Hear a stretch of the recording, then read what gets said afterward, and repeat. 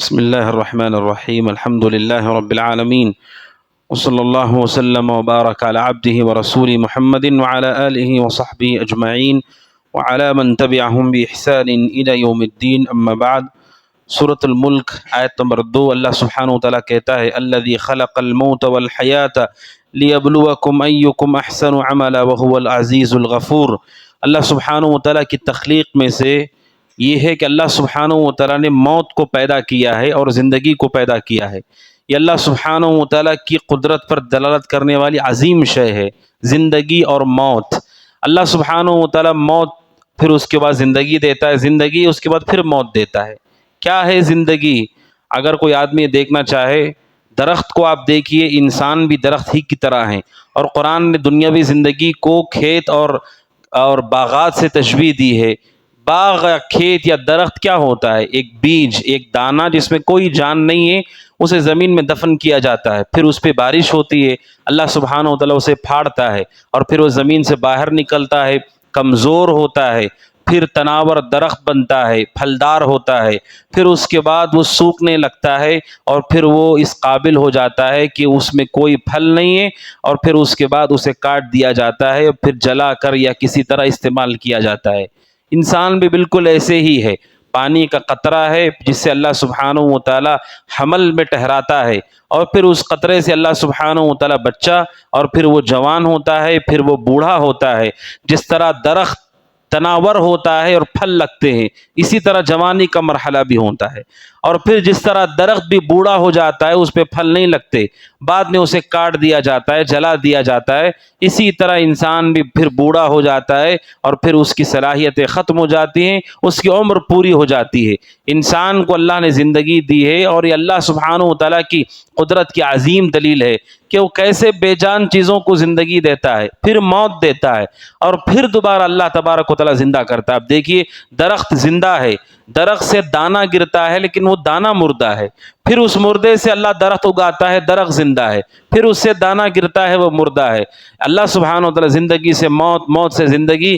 اللہ سبحانہ و تعالیٰ کہتا ہے یہ جو زمین آسمان اور جو کچھ اس میں مخلوقات ہم نے بنائی ہیں، زندگی اور موت، جو بھی ہم نے یہ بنایا ہے، زندگی اور موت کا یہ جو چکر ہے، اللہ سبحانہ و تعالیٰ کہتا ہے اس کی وجہ یہ ہے لیبلوکم، تاکہ اللہ تبارک و تعالیٰ تمہیں آزمائے۔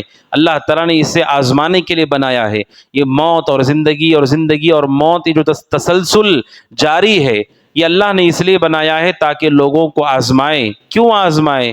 ایکم احسن عملا، کہ تم میں احسن عمل کرنے والا کون ہے۔ اللہ تعالیٰ کو مخلوق کی حاجت نہیں، وہ بے نیاز ہے، لیکن اس نے یہ طے کیا کہ زمین و آسمان کو بنایا جائے اور ایسی مخلوق کو بنایا جائے کہ جن کو زندگی بھی ہو اور پھر انہیں موت ہو، پھر موت کے بعد پھر زندگی ہو۔ یہ نظام اللہ نے کیوں رکھا ہے؟ سورہ ملک کی اس آیت میں اللہ سبحانہ وتعالیٰ کہتا ہے لیبلوکم، آزمانے کے لیے۔ کیا آزماتا ہے وہ؟ یہ دیکھتا ہے کہ کون احسن عمل کرتا ہے۔ احسن عمل کیا ہے؟ جس کے لیے اللہ نے زمین و آسمان کو پیدا کیا ہے، جس کے لیے اللہ سبحانہ وتعالیٰ ہم سب کو پیدا کیا ہے۔ احسن عمل دو چیزیں ہیں، دو ترازو ہیں، ایک ترازو ہے ظاہر کا اور ایک ترازو ہے باطن کا۔ دو حدیثیں ہیں، ایک حدیث ہے حدیث عمر بن خطاب رضی اللہ تعالیٰ عنہ جو بخاری کی مشہور حدیث ہے، اور اسی طرح ایک حدیث عائشہ رضی اللہ تعالیٰ عنہ جو کہ بخاری کی حدیث ہے۔ یہ دو حدیثیں ہیں جو بتاتی ہیں احسن عمل کیا ہے۔ اللہ نے ہمیں پیدا کیا ہے احسن عمل کے لیے۔ احسن عمل کا ترجمہ ہے اچھا عمل۔ زیادہ عمل اللہ کو پسند نہیں ہے۔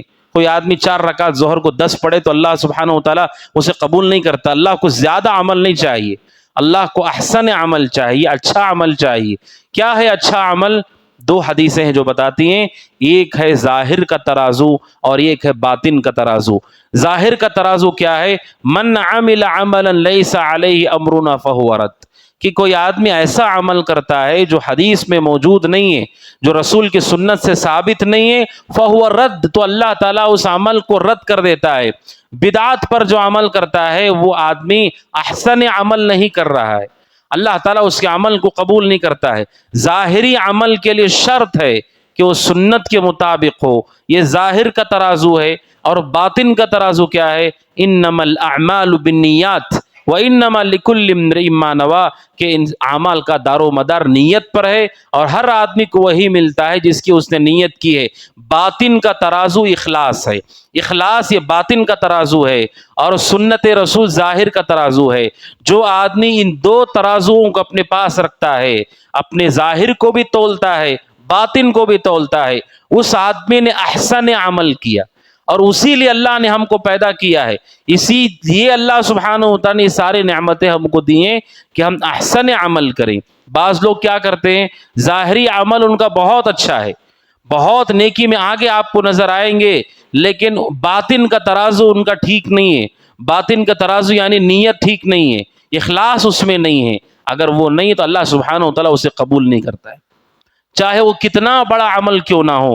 اسی لیے رسول اکرم صلی اللہ علیہ وسلم نے بخاری کی اس حدیث میں آگے کہا، اگر کوئی آدمی ہجرت بھی کرے، اپنا ملک چھوڑ کر کے، بیوی بچوں کو، تجارت کو، دوستوں کو، رشتہ داروں کو، سب کچھ چھوڑ کر اجنبی ملک میں بھی چلا جائے اور وہاں جا کر کے پریشان بھی ہو، اگرچہ کہ زبان سے یہ کہے کہ میں نے اللہ کے لیے کیا، رسول کہتے ہیں اگر اس کی نیت اللہ کو راضی کرنے کی نہیں ہے، اس ہجرت پر کوئی ثواب اللہ نہیں دیتا ہے۔ سب کچھ چھوڑ کے جانے کے بعد بھی کچھ نہیں ملتا ہے، کیونکہ باطن کا ترازو ہے۔ باطن کا ترازو صحیح ہوگا تبھی اللہ تعالیٰ عمل قبول کرے گا۔ اور بعض ہے جن کا باطن کا ترازو بہت اچھا ہے، بڑے مخلص ہیں، دیندار ہیں، اور اتنے زیادہ دیندار ہیں کہ ان کے دل کے ان کے اندر اخلاص بھرپور پایا جاتا ہے، لیکن مشکل یہ ہے ظاہر کا ترازو ان کا اچھا نہیں ہے۔ عمل کرتے ہیں تو عمل کرنے سے پہلے یہ نہیں دیکھتے کہ یہ عمل ثابت ہے، رسول سے ثابت ہے، صحابہ سے ثابت ہے، اس کی پرواہ نہیں کرتے، جو انہیں سمجھ میں آتا ہے دین کے نام پہ سب کر دیتے ہیں۔ ایسے لوگوں کا عمل بھی اللہ قبول نہیں کرتا ہے، چاہے جتنا اخلاص ہمارے اندر ہو، اگر رسول کے مطابق وہ عمل نہیں ہے اللہ تعالیٰ اسے قبول نہیں کرتا ہے۔ اس آیت کی تفسیر میں فضیل بن عیاض رحمۃ اللہ علیہ جو معروف عالم دین ہیں، ان سے وہ کہتے ہیں اللہ سبحانہ و تعالیٰ جو احسن عمل کہتا ہے، سب سے اچھا عمل وہ کیا ہے؟ کہتے اخلصہ و اصوبہ، کہتے دو چیزیں اس کے اندر ہونا چاہیے۔ ان سے پوچھا گیا کیا ہے وہ دو چیزیں؟ انہوں نے کہا ایک تو یہ ہے اس میں اخلاص ہو، اخلاص اگر نہیں اللہ قبول نہیں کرتا، دوسرا اخلاص کے ساتھ وہ رسول کی سنت کے مطابق بھی ہو۔ یہ دو ترازو ہیں، جن کا یہ دو ترازو صحیح ہوں گے، انہوں نے احسن عمل کیا اور اللہ تبارک و تعالیٰ ان کی عمل کا قدردان ہے، اگرچہ کہ چھوٹا عمل ہی کیوں نہ ہو، اللہ سبحانہ و تعالیٰ چاہے گا تو خوب برکت دے گا اس میں۔ وہ مشہور حدیث ہے بخاری کی کہ ایک عورت جو بدکار عورت تھی اور وہ پیاسی تھی، اور وہ جا کر کے کنویں سے پانی پیتی ہے، اس نے دیکھا کہ وہاں پر ایک کتا بھی ہے جو بہت زیادہ پیاسا ہے۔ اس عورت نے اس کتے کی پیاس کی شدت کو محسوس کیا کیونکہ وہ بھی پیاسی تھی، اور پھر اس نے اس کتے کو پانی پلایا، اور پانی پلایا تو صرف اور صرف اللہ کی رضا کے لیے، اس کی خوشنودگی کے لیے پانی پلایا۔ اللہ سبحانہ و تعالیٰ نے اس عمل کو اتنا پسند کیا اور قبول کیا، فشکر اللہ لہا، اللہ نے اس کے عمل کی قدردانی کی، اور اللہ سبحانہ و تعالیٰ نے اس بدکار عورت کو معاف کر دیا۔ اہل علم کہتے ہیں ہر آدمی جو جانور کو پانی پلائے اسے معاف نہیں کیا جاتا ہے۔ آپ کسی جانور کو پانی پلائیں تو کیا سارے گناہ معاف ہو جائیں گے؟ کہتے ہیں اس عورت کے دل میں جو ایمان اس وقت تھا اور وہ جو اخلاص اس کے اندر تھا، اس اخلاص کی قوت کی وجہ سے اللہ سبحانہ و تعالیٰ نے اسے معاف کیا۔ یعنی عمل صالح اگر کوئی ہے، ہر عمل اس درجے کا نہیں ہوتا ہے، جتنا اخلاص گہرا ہو اور جتنا سنت کے مطابق عمل ہو، اسی قدر اجر و ثواب بھی مومن کو زیادہ ملتا ہے، بلکہ بسا اوقات چھوٹے عمل پر بھی اللہ اسے معاف کر دیتا ہے۔ اب پانی پلانا تو یہ ثابت ہے کہ پسندیدہ عمل ہے، اب اس کے ساتھ نیت چاہیے، اخلاص چاہیے۔ اس عورت کے دل میں وہ اخلاص تھا، اللہ سبحانہ و تعالیٰ نے اسے معاف کر دیا۔ اس لیے اخلاص جتنا گہرا ہوگا اور سنت کے مطابقت جتنی گہری ہوگی، اسی قدر اس عمل کو اللہ سبحانہ و تعالیٰ قبول کرتا ہے، اس میں برکت دیتا ہے۔ اور اسی لیے اللہ سبحانہ و تعالیٰ نے ہمیں پیدا کیا ہے، اور قرآن مجید کی آیت کریمہ نے پہلے موت کا ذکر کیا، الذی خلق الموت والحیات، پہلے اللہ نے موت کو ذکر کیا۔ کیوں؟ یہ بتانے کے لیے کہ ہمیں جو آزمانے کے لیے دنیا میں بھیجا گیا ہے، سنت پر چلنے کے لیے، اخلاص پر عمل کرنے کے لیے، وہ مدت بہت لمبی نہیں ہے، بہت لمبی مدت نہیں ہے. وما جعلنا لبشر من قبلک الخلد، اے اللہ کے نبی آپ سے پہلے بھی کسی انسان کو ہم نے زمین پر ہمیشہ کی زندگی نہیں دی ہے.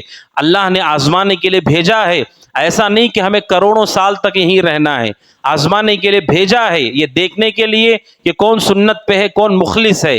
لیکن یہ مدت بہت تھوڑی سی ہے، اس لیے پہلے کہا گیا الذی خلق الموت، جس نے موت کو پیدا کیا، تاکہ یہ پڑھ کر کے مومن چوکن نہ ہو کہ جو مدت اللہ نے ہمیں دی ہے بہت لمبی مدت نہیں. والحیات، پھر زندگی کو اللہ نے بعد میں ذکر کیا ہے تاکہ ہم متنبہ ہو سکیں. لہٰذا ہر مسلمان کو چاہیے، مومن کو چاہیے کہ اپنے اخلاص کی فکر کرے. اور اس اخلاص نیت کے بارے میں سلف صالحین کہتے دنیا میں سب سے مشکل عمل حج سے بھی زیادہ مشکل عمل. حج میں لوگ تھک جاتے، پریشان ہو جاتے ہیں، بسا اوقات بیمار کمزور بوڑھے مر بھی جاتے ہیں. لیکن سلف کہتے ہیں حج سے بھی زیادہ پوری شریعت میں اس سے مشکل کوئی عمل نہیں ہے. کیا مشکل عمل ہے وہ ہے اخلاص النیہ. نیت کو مخلص بنا کر کے، خالص بنا کر کے رکھنا اس دنیا کا سب سے مشکل عمل ہے وہ. اس لیے کہ کہتے ہیں دل انسان کا پلٹتا رہتا ہے. ایک ہی عمل، نماز آپ اخلاص سے شروع کریں گے، اخلاص پہ ختم ہونے کی کوئی گارنٹی نہیں. آپ جیب میں ہاتھ ڈالیں گے پیسہ دینے کے لیے، دینے تک کوئی گارنٹی نہیں کہ اخلاص پر ہوگا کہ نہیں. اسی لیے سفیان ثوری رحمۃ اللہ علیہ کہتے ہیں، جو کہ بہت بڑے عالم اور بہت بڑے زاہد تھے، وہ کہتے ہیں مجھے سب سے زیادہ زندگی میں جس عمل پر محنت کرنی پڑی، سب سے زیادہ جس پر مجھے اجتہاد کرنا پڑا، وہ یہی عمل ہے، وہ اخلاص نیت ہے. کہ ہر عمل سے پہلے دل کی اصلاح ہو، اور پھر اس کے بعد سنت کے مطابق، جس کو سنت کا علم ہوگا وہ سنت کے مطابق عمل کرے گا. اللہ سبحانہ و تعالیٰ سے دعا کہ اللہ سبحانہ و تعالیٰ مجھے اور آپ کو احسن عمل کی توفیق عطا فرمائے. اللہ سبحانہ و تعالیٰ ہمارے اعمال میں اخلاص اور سنت کے مطابق عمل کرنے کی توفیق عطا فرمائے. آمین. ھذا وصلی اللہ وسلم علی نبینا محمد وعلی آلہ وصحبہ اجمعین. السلام علیکم ورحمۃ اللہ وبرکاتہ.